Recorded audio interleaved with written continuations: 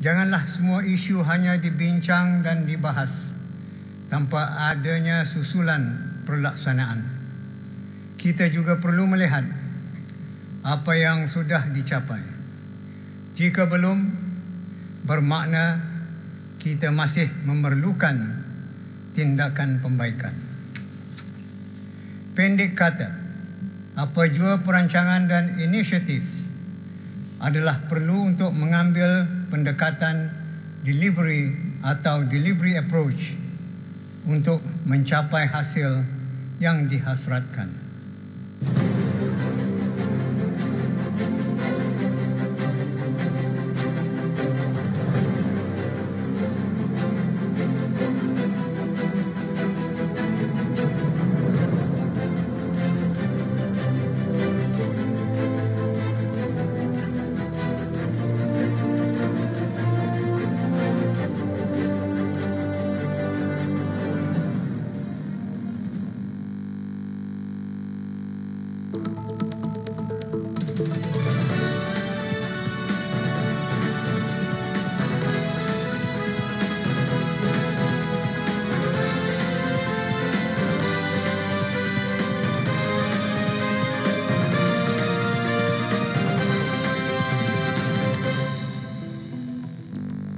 Bismillahirrahmanirrahim. Assalamualaikum warahmatullahi wabarakatuh. Bersua dalam berita perdana malam ini, saya Syafal Bakrin Haji Suhaili dan saya Rafiza Haji Mahmud. Berita-berita utama malam ini. Amanah merupakan satu tanggungjawab yang amat besar dan berat untuk dilaksanakan, dan sesuatu amanah yang diberikan perlulah dipikul dengan berhati-hati.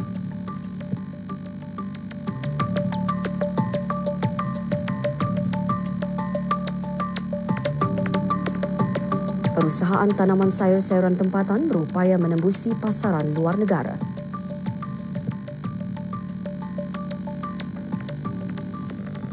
Lebih daripada 20 orang peserta program Semarak Jawi Anjuran Masjid Al-Muhtadi Milah Kampung Sungai Kebun menerima hadiah-hadiah dan sijil-sijil penyertaan semasa majlis penutupan program tersebut pagi tadi.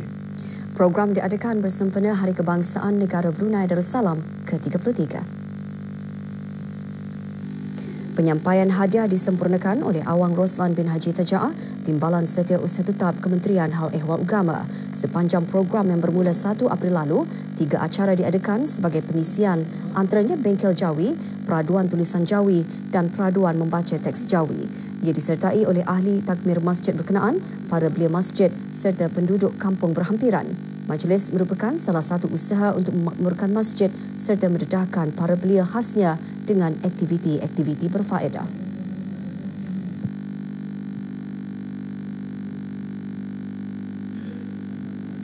Tujuan kami mengadakan bingkel tersebut dalam salah satu daripada pengisian program Semarak Jawi. Apabila sudah bingkel, maka diadakan peraduan untuk menilai sejauh mana ataupun pencapaian peserta-peserta bingkel tersebut. InsyaAllah di lain hari ataupun ada ke lapangan, bingkel ini akan kami laratkan sebagai satu pengisian dalam kuliah, sisi kuliah Maghrib. Beta Sendirian Berhad petang tadi mengadakan Expo Kereta Beta di Demol, Gadong. Expo dirasmikan oleh Dr. Haji Sufri bin Haji Ladi, Pengarah Pengangkutan Daran dan Pengerusi Otoriti Perlesenan Kenderaan Bermotor. Expo berlangsung sehingga 7 Mei depan, bermula pukul 10 pagi hingga 10 malam. Beta Sendirian Berhad menawarkan perkhidmatan satu bayaran, merangkumi sewa kenderaan, insuran, lesen kenderaan, mengganti tayar dan bateri, mengganti brake pen dan perkhidmatan penyelenggaraan kenderaan. Asas kepolisan dari segi fizikal, undang-undang dan kerohanian antara yang didedahkan semasa latihan bagi rekrut polis tambahan pasukan polis di Raja Brunei. Butirannya menyusul selepas ini.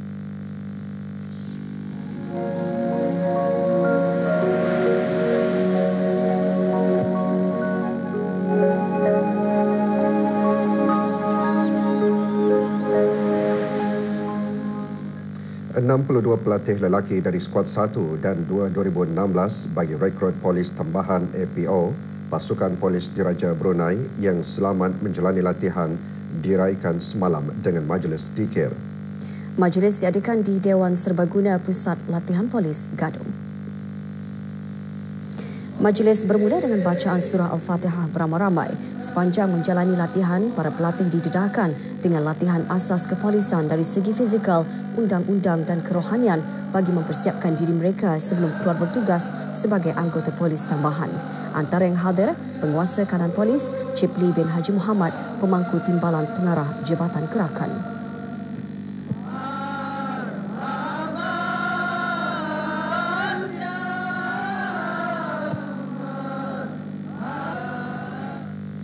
Mukjizat terbesar yang dikurniakan oleh Allah Subhanahu Wa Taala kepada Nabi Muhammad sallallahu alaihi wasallam ialah kitab suci Al-Quran.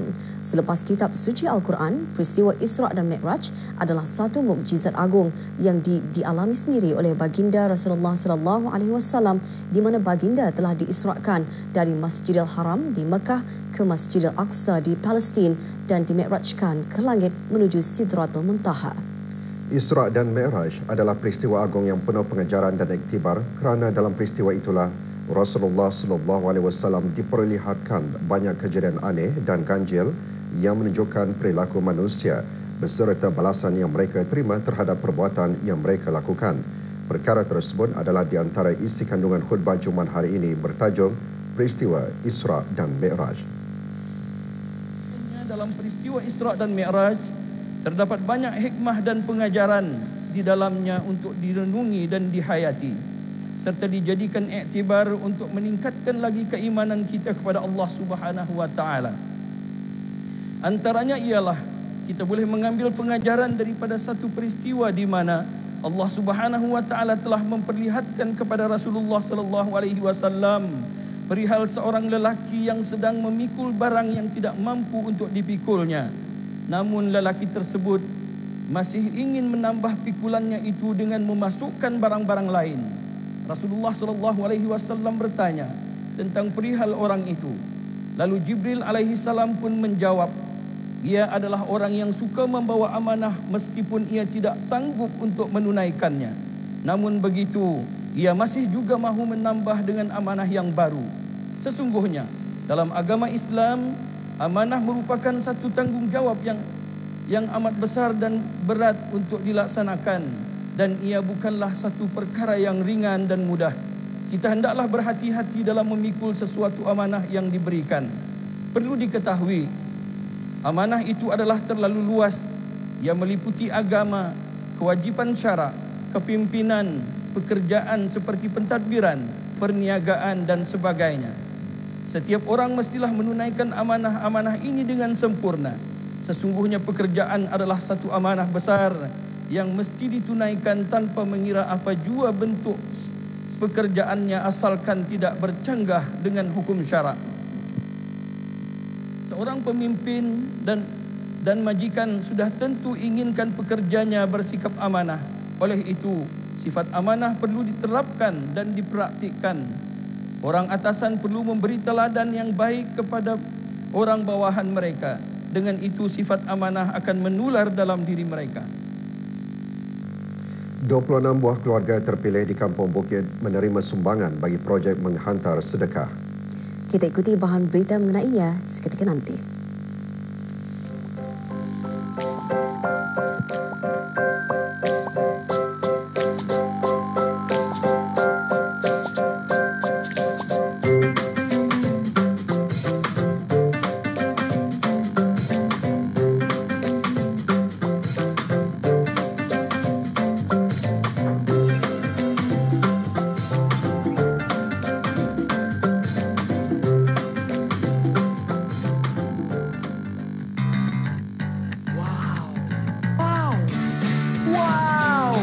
Welcome to Pizza Hut.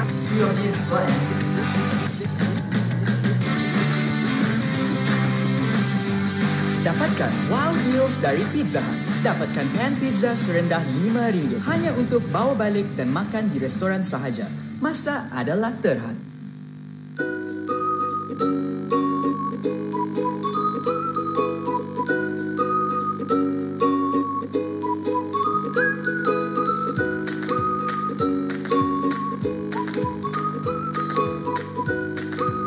100% dibuat dari daun teh asli.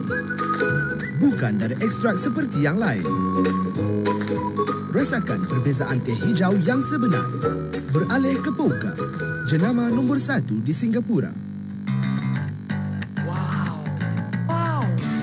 Wow! Welcome to Pizza Hut. Your is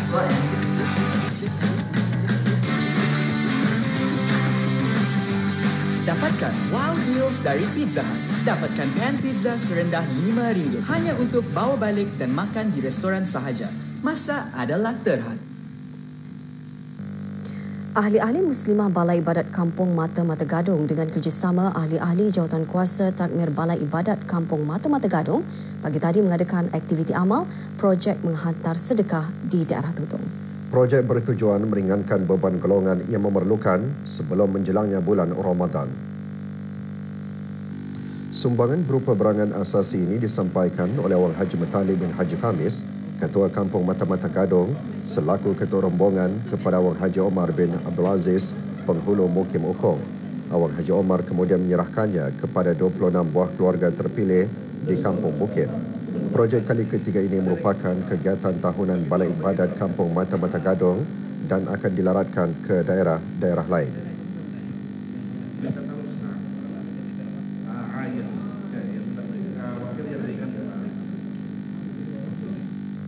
Kursus bimbingan haji dihasrat dapat memantapkan ilmu pengetahuan dan memberikan kefahaman mengenai ibadah haji kepada bakal jemaah haji.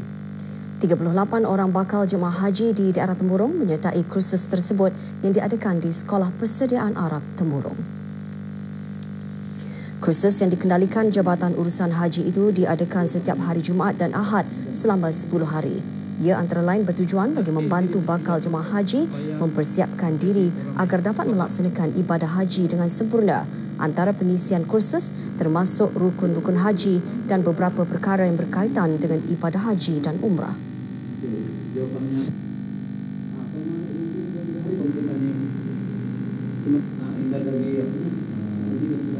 Alhamdulillah, pada hari ini masuk kali yang kedua dan minggu pertama kursus bimbingan haji bagi tahun 1438 Hijrah, khusus bagi jemaah haji di daerah Temburong.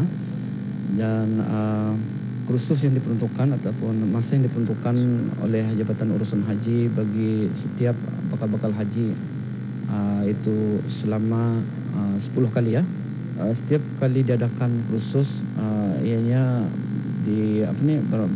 berlangsung selama 2 jam, mulai pukul jam 8 pagi hinggalah 10 pagi pada setiap hari Jumaat dan hari Ahad.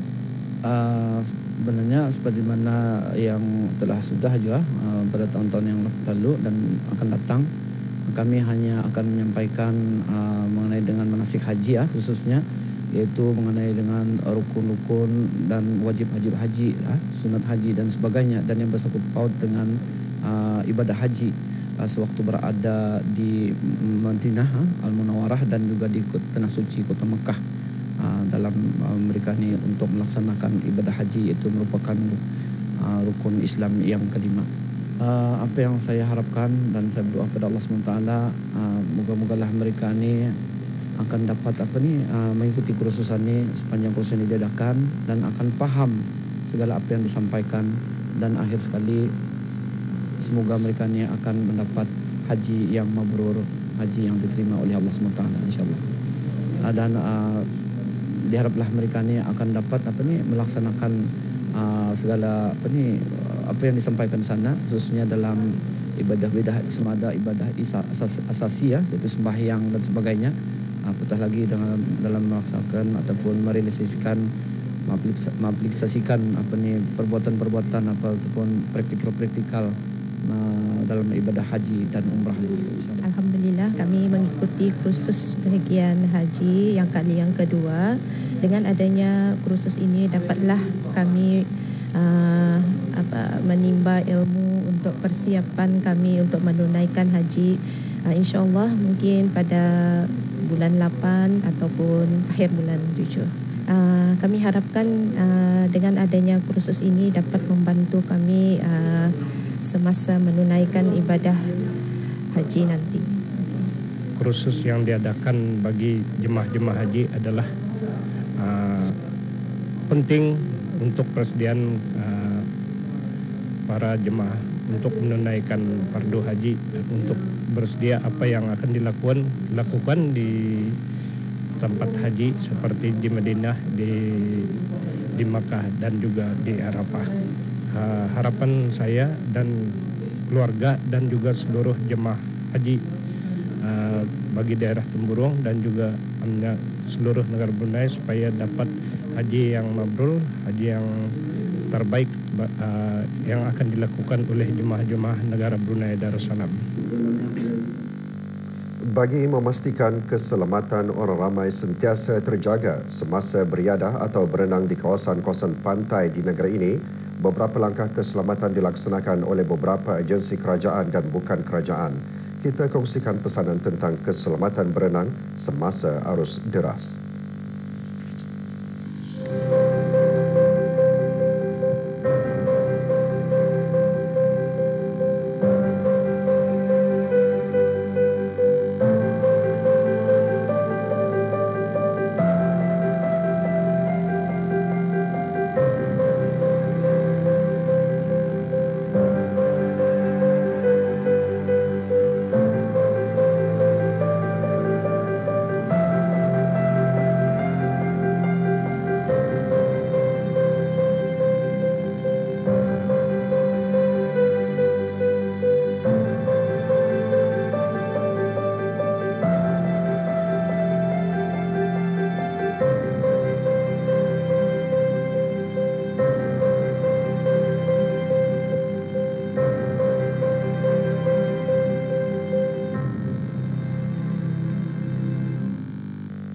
Produk sayur yang berkualiti dan selamat untuk dimakan antara kriteria yang diberi penekanan oleh sebuah perusahaan tanaman sayur-sayuran tempatan untuk menembusi pasaran luar negara.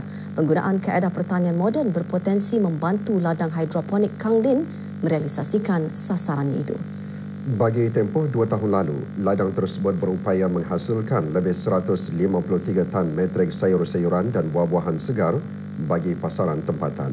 Penghasilan tersebut selaras dengan hasrat negara untuk meningkatkan pertumbuhan keluaran daripada sektor pertanian secara berterusan sehingga berupaya menyumbang kepada pertumbuhan keluaran dalam negara kasar KDNK.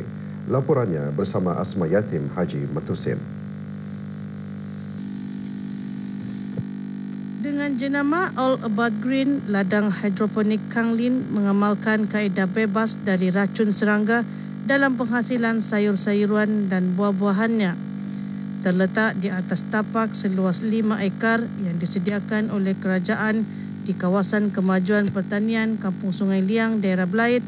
Ladang ini diusahakan sendiri oleh pemiliknya, Haji Awang Mulyadi bin Awang Moksin, sejak 2009 secara komersial. Dari 29 buah rumah hijau yang dimilikinya, 15 buah untuk tanaman sayur daun dan selebihnya lagi bagi sayur buah. 4 buah dari rumah hijau yang ada dilengkapi dengan sistem fertigasi.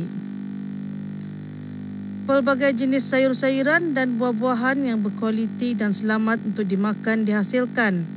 Antaranya Arabian arugula atau jarjil, daun salad, daun sadri, kailan, tomato cherry, timun Taiwan dan rock melon. Antara impak bertani menggunakan teknologi moden ialah mengurangkan kos operasi ladang dari segi penggunaan buruh atau kawalan tanaman. Ini kerana sistem tanaman sudah disetkan secara automatik dan berfungsi dengan efisien.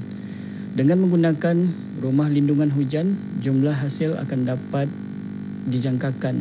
Perkara ini akan memudahkan lagi untuk melaksanakan perancangan seterusnya. Seterusnya ialah meningkatkan peratus perolehan hasil yang berkualiti tinggi. Keselamatan makanan terjamin disebabkan tiada penggunaan racun dan tiada pembaziran penggunaan baja atau penggunaan baja yang efisien. Dengan pengeluaran hasil 3 kali seminggu, sayur-sayuran dan buah-buahan dibekalkan ke beberapa buah pasaraya di daerah Punai Muara, Belait dan Tutung.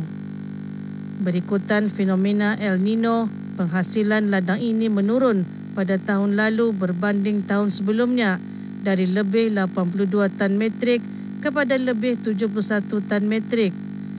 Di sebalik cabaran itu, perusahaan ini berusaha mengenal pasti produk pertanian yang mempunyai nilai dan kualiti yang tinggi untuk pasaran ekspor.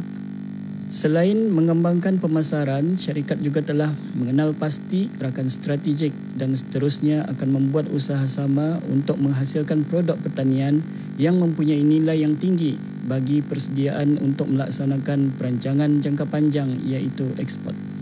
Pada tahun ini, insya-Allah hasil dan nilai dijangkakan meningkat sebanyak 20 ke 25%. Ini disebabkan oleh adanya tapak yang baru untuk diusahakan dengan menanam produk tanaman yang bernilai tinggi dan berpotensi untuk dipasarkan di pasar-pasar raya. Usaha gigih perusahaan tempatan ini mendapat pengiktirafan apabila terpilih sebagai penerima anugerah peladang, petani dan peternak berdaya maju pada tahun 2013. Semoga usaha dan perancangan rapi yang dilaksanakannya dapat membantunya mencapai sasaran menembusi pasaran ekspor selaras dengan visi negara ke arah pertumbuhan keluaran industri berasaskan pertanian dan agri makanan melalui peningkatan produktiviti dan teknologi tinggi berorientasikan ekspor. Asmayati Majimutusin untuk Berita RTB.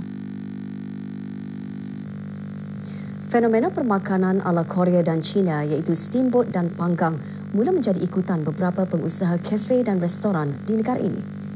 Kegigihan 3 pengusaha tempatan dalam mengusahakan sebuah kafe bertemakan steamboat dan grill yang semakin berkembang antara pengisian segmen berita ekonomi hari ini. 3 pengusaha tempatan, Awang Haji Almi Ismadi bin Haji Maidin, Awang Muhammad Iskandar bin Abdul Razak dan Awang Muhammad Zailani bin Zainal Abidi telah mengusahakan kabin kafe secara kecil-kecilan sejak 3 bulan lalu. Dengan suasana seperti berada di dalam sebuah kapal, kafe tersebut mula menarik minat para pengunjungnya, termasuk pelancong dari luar negara. Tema Eat All You Can atau boleh makan sepuasnya dengan memasak sendiri hidangan yang dipilih serta berkonsepkan suasana kekeluargaan jelas menarik ramai pelanggan.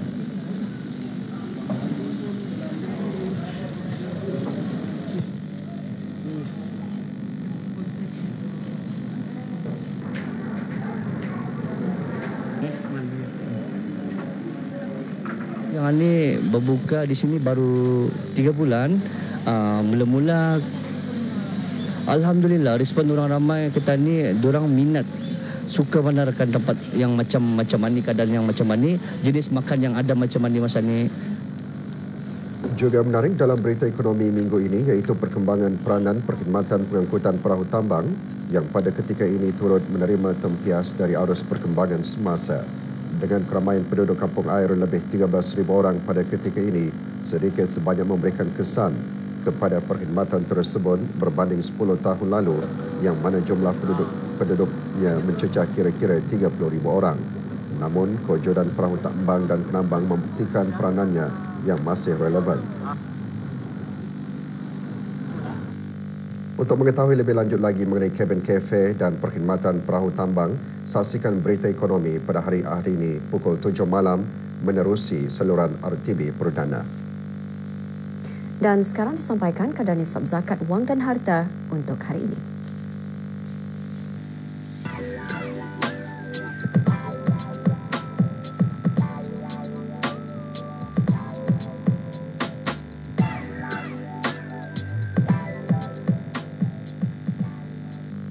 Berikut pertukaran mata wang ringgit Brunei dengan beberapa mata wang antarabangsa dan serantau.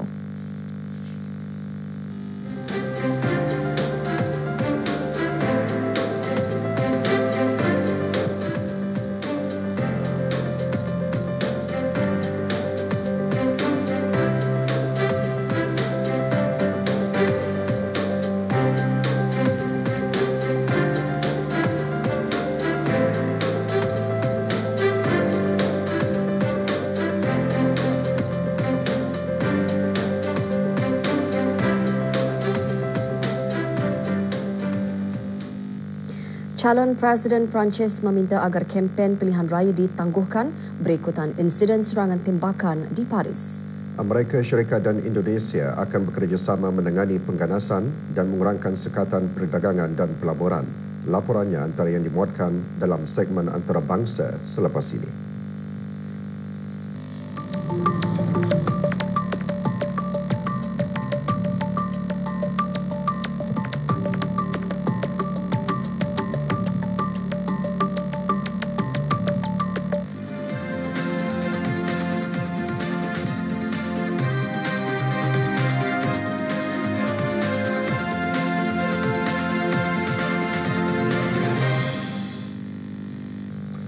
Calon Presiden Perancis, kumpulan konservatif Tuan François Fillon meminta agar kempen pilihan raya ditangguhkan berikutan insiden serangan tembakan di Paris.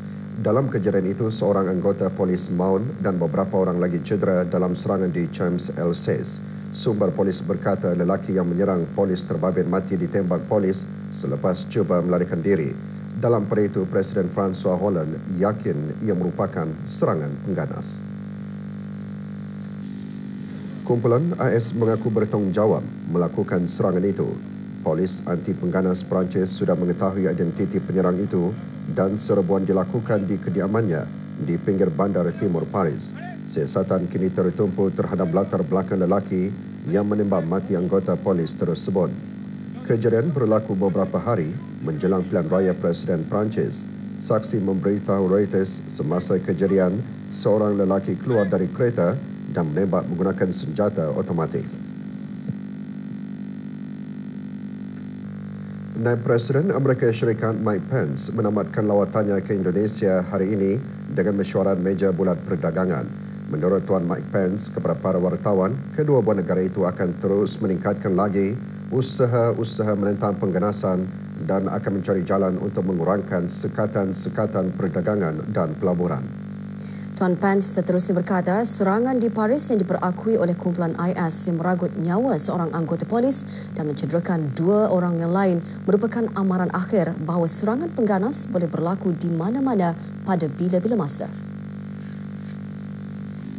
Tambahnya, Indonesia dan Amerika Syarikat bersetuju untuk mencari jalan bagi mengurangkan sekatan-sekatan terhadap syarikat-syarikat Amerika Syarikat yang beroperasi dalam ekonomi terbesar di Asia Tenggara. Pentadbiran Tuan Trump telah menempatkan Indonesia dalam satu senarai bagi 16 buah negara yang mempunyai lebihan perdagangan dengan Amerika Syarikat yang akan ditempatkan di bawah penelitian semula. As President Trump said yesterday in the face of this great evil, and I quote, "We have to be strong and we have to be vigilant." Pertikaian di antara Indonesia dan beberapa buah firma Amerika Syarikat turut menjejaskan hubungan.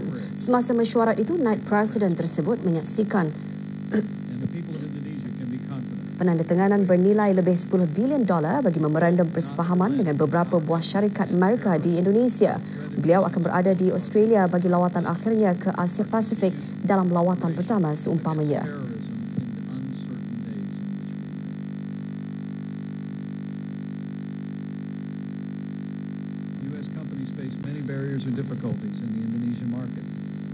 Analisa mengenai penemuan baharu serpihan pesawat MH370 yang hanyut mendapati pesawat syarikat penerbangan Malaysia tersebut berkemungkinan berada di dalam kawasan pencarian yang diperluaskan yang telah dibantah oleh Australia dan Malaysia pada Januari lalu.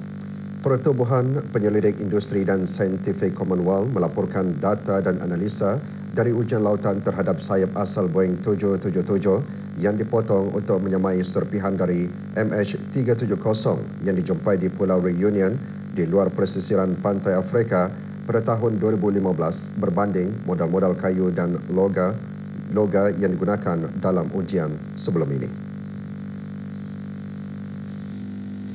Operasi pencarian bagi pesawat berkenaan yang menelan belanja sebanyak $150.54 juta yang hilang pada tahun 2014 dengan membawa seramai 239 orang penumpang telah digantung apabila kedua buah negara menolak cadangan untuk meneruskan lagi pencarian ke bahagian utara yang meliputi kawasan sebanyak 46,000 batu persegi. Kawasan yang telah diusahakan dengan berkata kawasan baharu itu adalah tidak tepat. Analisa mengenai serpihan baharu mencadangkan bahawa Boeing 777 berkemungkinan berada di zon yang lebih kecil meliputi 25,000 km persegi di dalam kawasan pencarian yang telah dicadangkan iaitu di bahagian utara. keberadaan MH370 yang hilang semasa penerbangan ke Beijing dari Ibu Negeri Malaysia Kuala Lumpur menjadi misteri paling besar dalam syarikat penerbangan. Korea Selatan kekal dalam keadaan langkah berjaga-jaga semasa menjelang ulang tahun penubuhan tentera Korea Utara yang ke-85. Pada masa yang sama, Korea Selatan mengadakan latihan ketenteraan tahunan bersama Amerika Syarikat. Ketegangan antara kedua-dua pihak meningkat dalam tempoh beberapa bulan ini selepas Korea Utara menjalankan ujian 2 senjata nuklear dan ujian peluru berpandunya.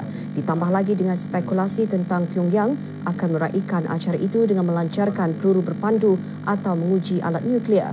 Korea Utara juga mendakwa latihan ketenteraan Korea Selatan dan Amerika Syarikat adalah sebagai persediaan bagi pencerobohan.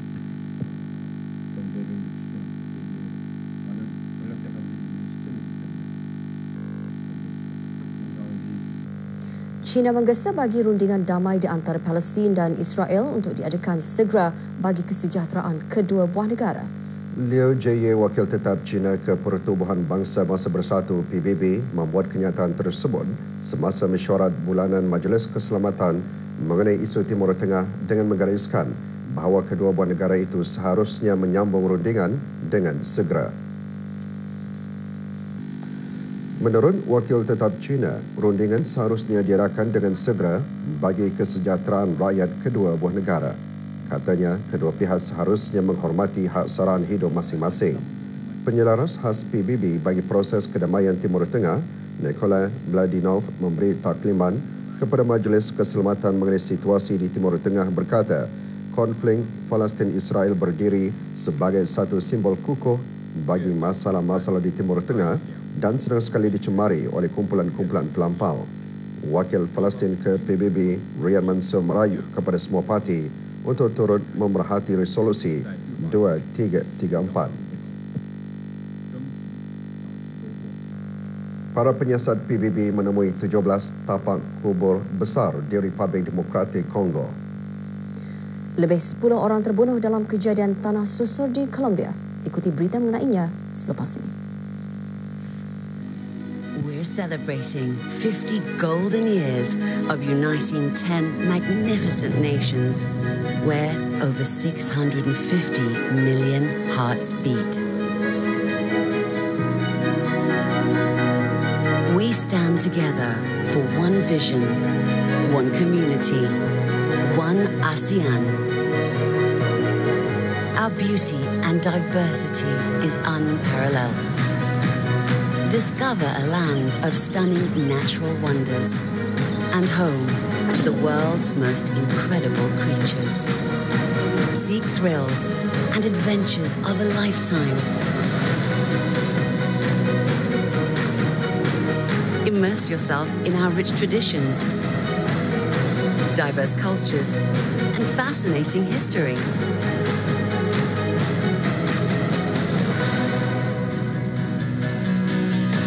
Feel the warmth of people with hearts of gold. Indulge in exquisite cuisines and fresh flavors.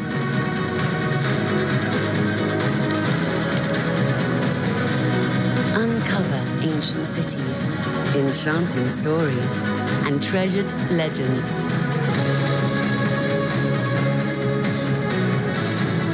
Witness history in the making. Marvel at vibrant cities, towering skyscrapers, and rapid transportation. Embrace the moment and make memories that will last forever.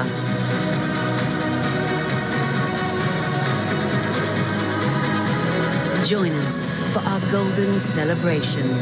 Come visit ASEAN for our 50th anniversary in 2017. Ketua Pengaman Pertubuhan Bangsa-Bangsa Bersatu PBB ke Haiti berkata, beberapa pangkalan penting ditubuhkan dalam usaha untuk mengukuhkan institusi-institusi setempat ketika anggota-anggotanya bersiap sedia untuk berundur dari negara Caribbean. Pengunduran tersebut adalah bagi menamatkan misi selama 13 tahun. Sandra Honore berkata, misi bersama pasukan polis setempat terlibat dalam usaha melancarkan pilihan raya bebas yang diadakan pada tahun lalu dan tahun ini. Usaha tersebut sekaligus membawa kepada kestabilan Haiti. Sepanjang tempoh misi, 8 pilihan raya telah diadakan dan Presiden Haiti Jovenel Moïse serta Perdana Menteri Guy Lafontaine memberikan tindak balas bagi pembaruan pada masa akan datang. Honoris sewaktu lawatannya ke Port-au-Prince sebelum ini berkata 15 anggota Majlis Keselamatan PBB telah mengundi seminggu lalu bagi menamatkan misi pengaman di Haiti. Misi tersebut akan digantikan dengan sebuah misi 2 tahun yang memfokuskan bagi menyokong kerajaan dalam mengekalkan undang-undang pemerintahan, hak kemanusiaan dan kestabilan. Tentera Marin Amerika Syarikat ditempatkan di Australia sebagai satu kerjasama ketenteraan. Mereka dilalukan dalam satu majlis yang mengenalkan tradisi salah satu puak di Darwin. Sebahagian daripada 1,250 tentera Marin telah berada di Darwin pada Selasa lalu bagi menyertai satu latihan di bawah program 25 tahun yang dimulakan oleh bekas Presiden Barack Obama pada tahun 2011 sebagai sebahagian daripada usahanya dalam dasar Asia. 13 buah pesawat yang dihantar bersama tentera Marin adalah penghantaran terbesar pesawat udara Amerika ke Australia dalam sejarah. Sebahagiannya didatangkan dari pangkalan Robertson Barracks termasuk berdekatan timur Indonesia. China buat pertama kali melancarkan pesawat kargo angkasa yang dinamakan Tianzhu 1. Ikuti bahan tersebut selepas ini.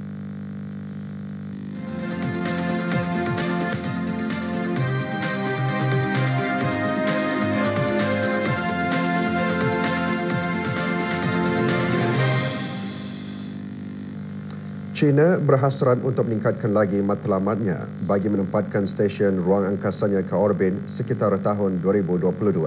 Negara itu pertama kali melancarkan pesawat kargo angkasa yang dinamakan Tianzhu 1 yang akan ditempatkan bersama makmal angkasa yang mengelilingi orbit. China mengumumkan bahawa pelancaran tersebut berjaya dilaksanakan. Tianzhu 1 berlepas dengan membawa bersama roket March 7 yang akan mengelilingi orbit. Antara yang hadir semasa pelancaran tersebut yang berlangsung di Pusat Pelancaran Satelit Wenchang, duta-duta dari beberapa buah negara seperti Indonesia, Kazakhstan, Malaysia dan Pakistan. Pengarah pejabat PBB bagi hal ehwal ruang angkasa Simonetta Di Pipo menjelaskan China merupakan salah sebuah negara penting dalam menggunakan ruang angkasa secara aman. Ini menunjukkan petanda yang baik mengenai hubungan kerjasama yang erat antara kedua-dua belah pihak. Di Pusat Kawalan Wenchang, para jurutera menyaksikan sendiri Tianzhu 1 dan memasuki ruang yang akan ditempatkan di orbit setelah ianya terpisah dari peringkat kedua roket dan pesawat kargo.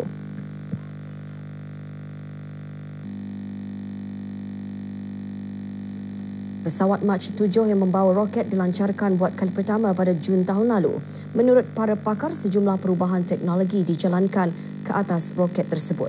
Kapal kargo tersebut akan ditempatkan bersama-sama makmal angkasa Tiangong 2 di mana 2 orang angkasawan China menghabiskan masa selama sebulan dalam misi angkasawan paling lama yang pernah dijalankan oleh negara itu.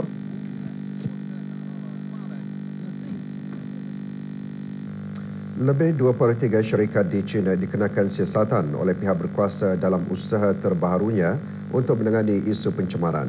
Menurut Kementerian Alam Sekitar negara itu, dalam kempen tersebut, mereka akan menyiasat syarikat yang telah melanggar peraturan-peraturan perlindungan alam sekitar. China melancarkan kempen tersebut awal bulan ini yang bertujuan agar pencemaran alam sekitar di 28 buah bandaraya di rantau Beijing Tianjin Hebei yang juga dikenali sebagai tempat paling banyak berlaku pencemaran dikurangkan. Ketua Jabatan Pemerhati di Kementerian Perlindungan Alam Sekitar, Tian Wen-yong menjelaskan, lebih 4,000 firma telah disiasat sebagai usaha dari kempen tersebut dan lebih 2,800 buah firma didapati telah melanggar peraturan-peraturan perlindungan alam sekitar. Tahun ini merupakan tahun keempat China memerangi isu pencemaran. Kempen termasuk merangka piawaian dan undang-undang baharu dalam perlindungan alam sekitar, meningkatkan tahap hukuman jika melanggar peraturan dan pemantauan serta keupayaan penguatkuasaan diperkukuhkan.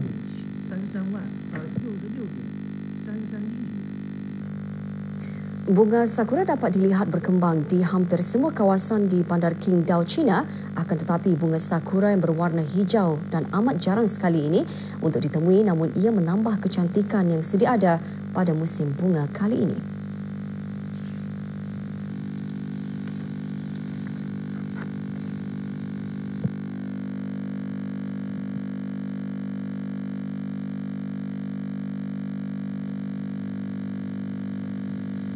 Ramai orang berpusu-pusu ke Taman Zhongshan bagi menyaksikan sendiri keindahan dan keunikan bunga sakura hijau ini. Menurut salah seorang kaki tangan taman berkenaan, warna bunga sakura yang kehijauan dan agak kekuningan itu amat jarang ditemui. Pokok-pokok sakura yang ada ditanam di taman tersebut telah memasuki usia 30 ke 40 tahun. Pada masa ini, bunga-bunga tersebut berkembang mekar dan akan berlangsung sehingga awal bulan Mei depan.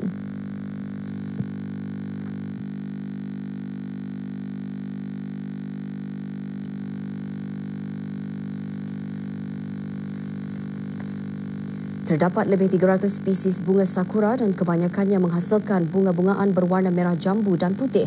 Hanya 2 spesies yang memiliki bunga berwarna hijau. Salah seorang penduduk menyatakan kekagumannya mengenai kemunculan bunga sakura berwarna hijau tersebut. Bunga-bunga sakura di China biasanya berkembang antara bulan Mac hingga lewat April.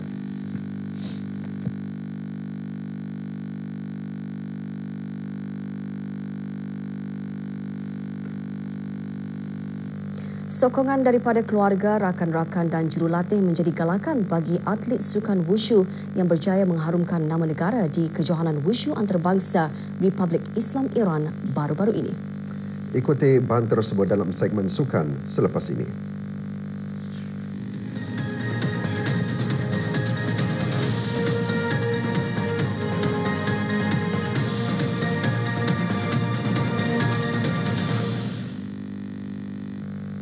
Bola sepak Liga Singapura.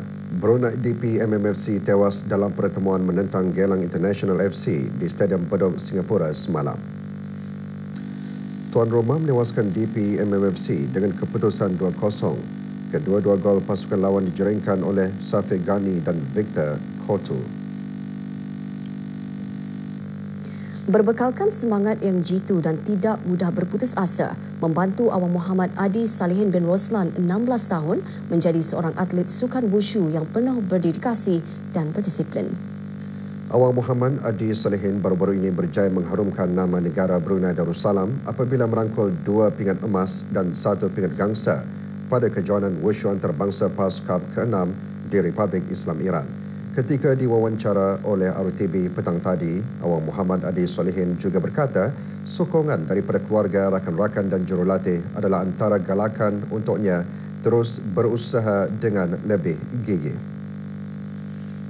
Rahsia kejayaan saya iaitu berlatih bersungguh-sungguh dan mendengar apa jua coach mendisiplinkan diri ketika menjalani latihan. Kata-kata semangat daripada coach saya iaitu how much you give, how much you receive. Menjadi inspirasi saya untuk berlatih bersungguh-sungguh. Saya berbangga kerana dapat mewakili negara Brunei Darussalam pada sukan wushu dan dapat menyumbangkan sesuatu kepada negara. Keputusan suku akhir pusingan kedua Liga Eropah. Geng seri 1 sama dengan Celta Vigo dan Besiktas menang ke atas Lyon 2-1. Schalke mengalahkan Ajax 3-2 dan Manchester United juga menang ke atas Anderlecht 2-1. Nikola Rofani memenangi pemecut laju ke garisan penamat peringkat ketiga perlumbaan basikal jelajah Croatia. Sementara itu, Jean Rosan Garcia memastikan kedudukannya sebagai pendahulu keseluruhan.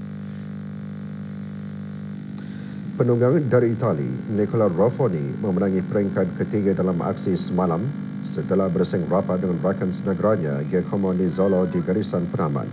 Beliau mencatatkan masa 5 jam 55 minit dan 26 saat. Ruffoni mewakili pasukan Bardiani menamatkan peringkat perlumbaan ini sejauh 237 km, destinasi paling jauh dari 6 peringkat perlumbaan. Nizzolo menduduki tempat kedua sambil Riccardo Minali dari pasukan Astana Pro tempat ketiga. Manakala penyandang keseluruhan dari Spanyol Jean Rosan Garcia mendahului penunggang dari Itali Vincenzo Nibali yang ketinggalan 5 saat di belakang. Tenis Monte Carlo. Novak Djokovic, pemain pilihan kedua Serbia, mengalahkan Pablo Carreno Busta dari Spanyol, dan pilihan keempat Spanyol Rafael Nadal menyingkirkan Alexander Zverev, pemain Jerman, dan pilihan ketiga Stan Wawrinka dikecewakan oleh Pablo Cuevas. Juara terbuka Perancis Novak Djokovic menewaskan Carreno Busta 6-2, 4-6, 6-4.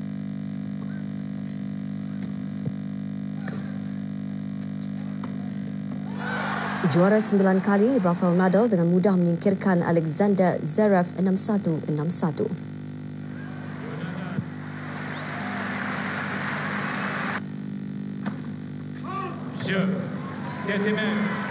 Pemain ketiga Switzerland, Stan Wawrinka, juara terbuka Perancis pada tahun 2015, tewas di tangan pemain Uruguay Pablo Cuevas 6-4, 6-4.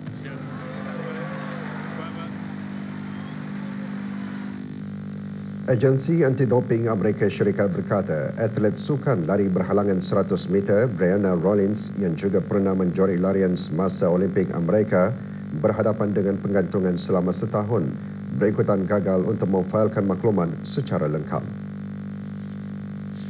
Rollins yang mengharumkan nama Amerika semasa menjuarai sukan Olimpik Rio itu sudah 3 kali gagal memfailkan makluman yang telah melanggar peraturan-peraturan majlis sukan sehingga digantung selama 12 bulan dari menyertai sebarang perlawanan. Rollins sebelum ini melengkapkan 8 ujian persaingan pada tahun lepas. Namun Persatuan Timbang Tara menentukan Rollins perlu menerima penggantungan tersebut atas kesalahan yang dinyatakan. Ramalan keadaan cuaca menyusul selepas ini.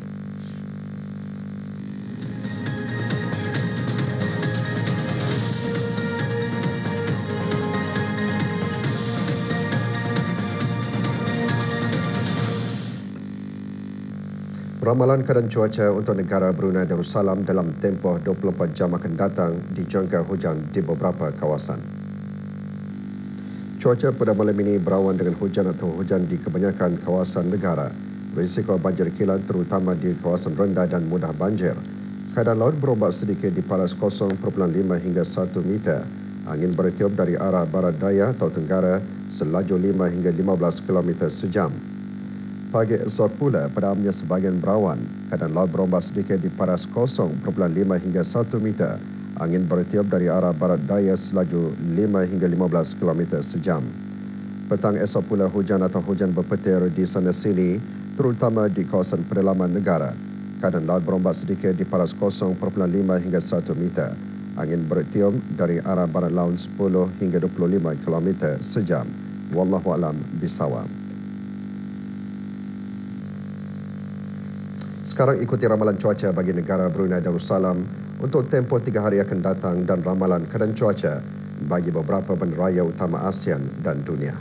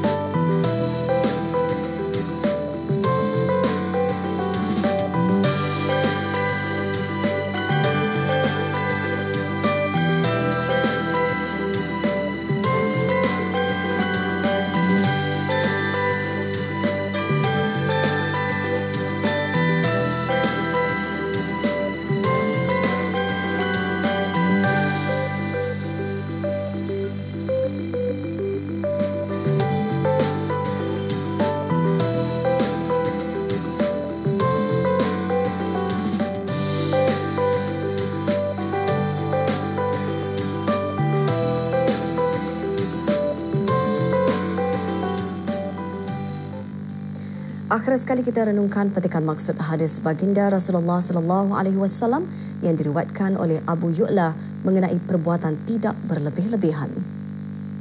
Sebaik-baik zikir adalah dengan suara rendah dan sebaik-baik rezeki adalah yang secukupnya. Auda dengan itu sekian berita. Seperti biasa, berita Inggeris News at 10 menyusul pukul 10 malam nanti. Assalamualaikum warahmatullahi wabarakatuh.